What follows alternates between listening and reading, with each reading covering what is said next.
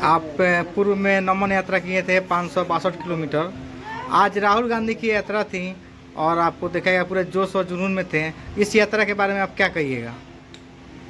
ये जो यात्रा है उसके पहले मैं एक संक्षेप में आपको ये बात बता दूं कि कांग्रेस यात्राओं की पार्टी है, हम आंदोलनों की पार्टी है, यात्राओं की पार्टी है, संघर्ष की पार्टी है। आपने दांडी देखा महात्मा गांधी का, और कई यात्राएं होती रही हैं विगत दिनों में। जो सबसे इम्पोर्टेंट यात्रा थी वो भारत जोड़ो यात्रा थी, जो नफरत के खिलाफ राहुल गांधी जी ने मुहिम छेड़ी थी। वो मुहिम भारत जोड़ो यात्रा के रूप में सफल हुई, लोग जुड़े, भारत जुड़ा।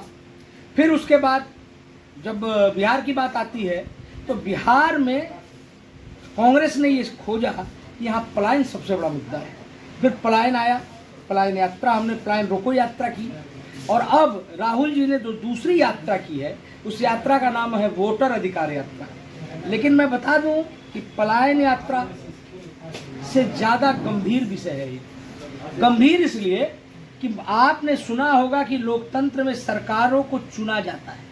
ऐसा पहली बार इतिहास में हो रहा है आदरणीय नरेंद्र मोदी जी के सरकार में या नीतीश कुमार और एनडीए की सरकार में, कि सरकारें अपनी जनता को चुन रही हैं कि बस ये लोग हमें वोट देंगे।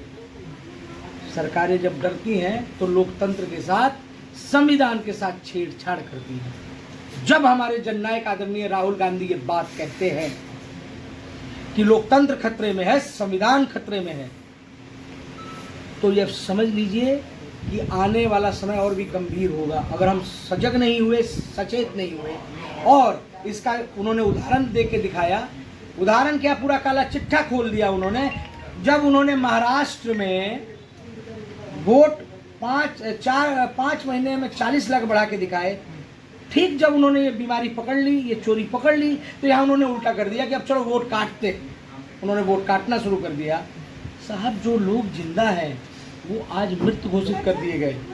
आपको पता होगा कि एक मूवी सबने देखी होगी, कागज, जिसमें मुख्य जो किरदार था वो हमारे गोपालगंज के पंकज त्रिपाठी जी ने निभाया था। उसमें उनको सरकार ने मृत घोषित कर दिया और उनकी जिंदगी पूरी लग गई, पूरी ताकत लग गई ये प्रूफ करने में कि वो जिंदा है। तो समझिए वो आदमी, जो पंक्ति का आदमी, वो आखिरी पंक्ति का जो व्यक्ति है, अगर उसके साथ ये घटना हो गई होगी और वो मृत घोषित हो गया होगा तो आप समझिए कि वो कैसे जिंदा होगा। अब ये गंभीर इसलिए भी है कि अगर आप मृत हैं तो आप वोट नहीं दे सकते, मतलब मौलिक अधिकार का हनन है। ये सरकारें जो केंद्र में बैठी हैं, जो राज्य में बैठी हैं, जो एनडीए और भाजपा की सरकार है, उसका एक ही उद्देश्य है, एन कैन प्रकेन कुर्सी पे बैठना। और वो उनका मेन लक्ष्य कुर्सी पे बैठना है, चाहे वोट चोरी करके हो, चाहे जिस तरह से हो। इसीलिए हमारे जननायक आदरणीय राहुल गांधी जी ने ये वोटर अधिकार यात्रा निकाली। पर याद रखिए, ये सिर्फ कांग्रेस की यात्रा नहीं है, ये सिर्फ राजद की यात्रा नहीं है, ये सिर्फ इंडिया गठबंधन की यात्रा नहीं है, ये तेजस्वी यादव, मुकेश सहनी जी की यात्रा नहीं है। ये जो यात्रा है ये हर उस सिटीजन की यात्रा है, हर उस नागरिक की यात्रा है जिसके साथ ये छल हो रहा है, जिसका वोट काटा जा रहा है। तो हमारे जननायक ने ये जो यात्रा की है, इसका मेन उद्देश्य यही था कि लोग जागरूक हों, अपने मौलिक अधिकार के लिए लड़ें। और कांग्रेस 1947 में इस भारत को आज़ाद कराने में थी, और जब तक कांग्रेस है न संविधान के साथ छेड़छाड़ होगा, न लोकतंत्र के साथ छेड़छाड़ होगा। हम अपनी अंतिम सांस तक लड़ेंगे।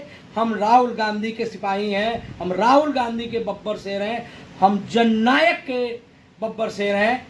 और हमारे जननायक ने जो ये नारा दिया है, इसको आप खूब जितने लोगों तक हो सके पहुंचाइए। आपके माध्यम से भी मैं कहना चाहूँगा, वोट चोर गद्दी छोड़।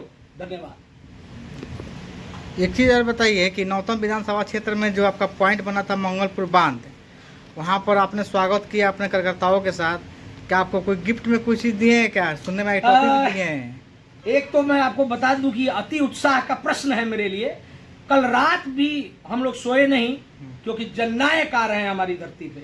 पश्चिम चंपारण वो आए हुए हैं पहले, लेकिन नौतन की पावन धरती पे वो पहली बार आए हैं।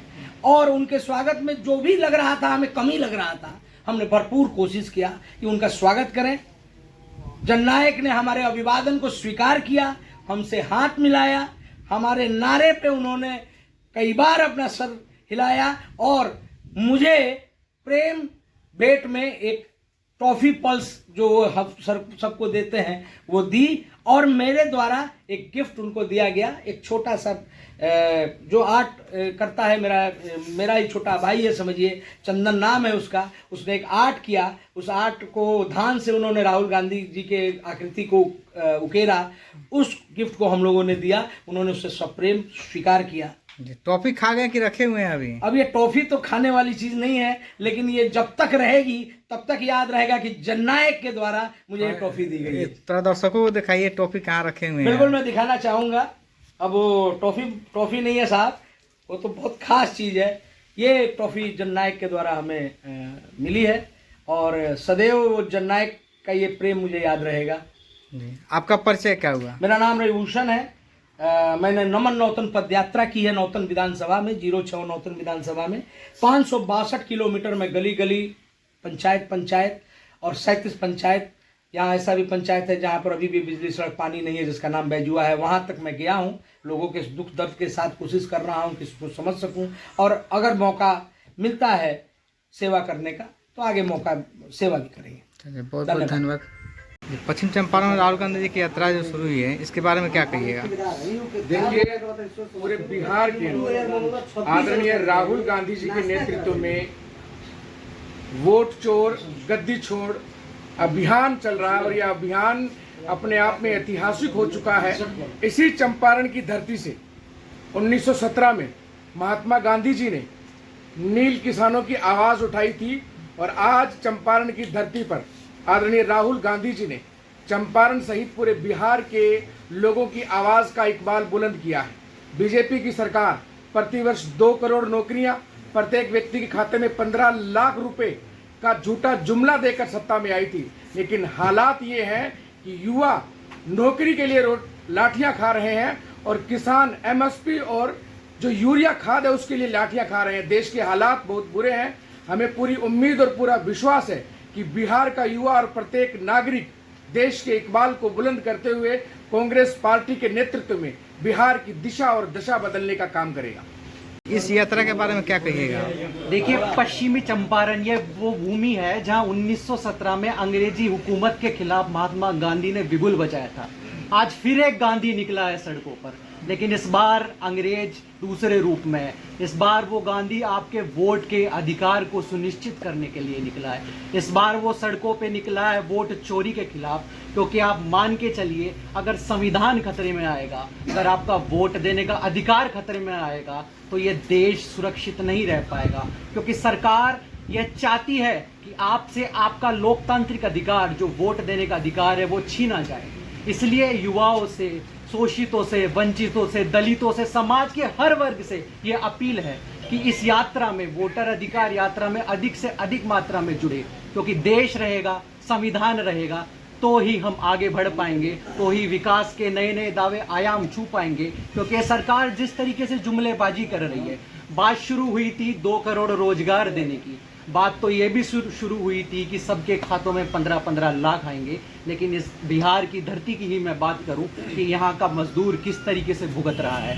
आज इस देश के अंदर महंगाई दिन पर दिन बढ़ती जा रही है और उसके ऊपर दोहरा वार तो तब हो गया जब आपसे आपका वोट देने का अधिकार, आपसे आपका संवैधानिक अधिकार भी छीन लिया गया। तब जाके राहुल गांधी जी सड़कों पे निकल रहे हैं, संघर्ष कर रहे हैं और उनके साथ पूरा हुजूम चल रहा है। वो इस बात को दर्शाता है कि ये सरकार चोर है, यह सरकार वोट चोरी से बनी हुई सरकार है और जल्द ही राहुल गांधी जी के नेतृत्व में हम इस सरकार को उखाड़ने का काम करेंगे। धन्यवाद।